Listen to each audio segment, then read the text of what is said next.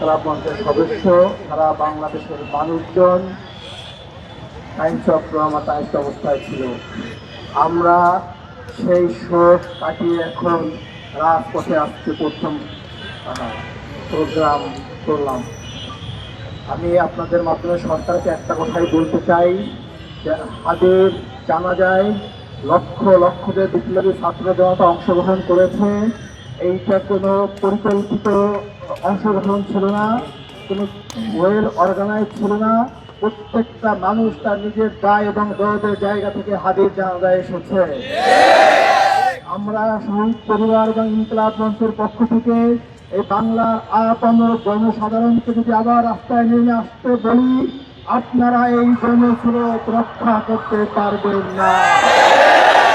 সরকারকে স্পষ্ট করে বলে দিতে চাই, হাদির খুনিরা যেখানে আছে, যে এজেন্সির কাছে আছে অথবা দেশের বাহিরেও যদি পেয়ে থাকে, সরকারের ওই দেশের সরকারের সাথে সমঝোতা করে খুনিকে আমাদের সামনে হাজির করতেই হবে।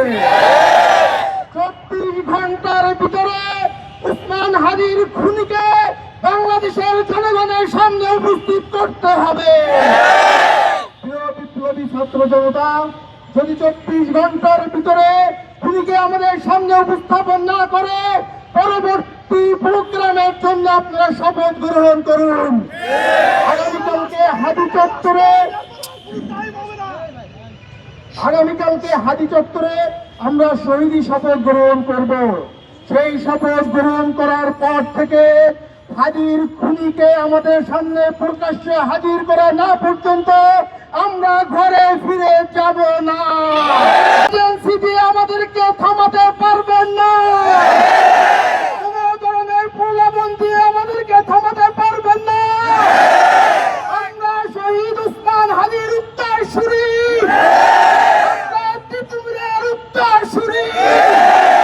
এই মুসলিম বঙ্গের মানুষের মুক্তির জন্য, ইনসাফের জন্য আমাদের সংগ্রাম চলছে, চলবে।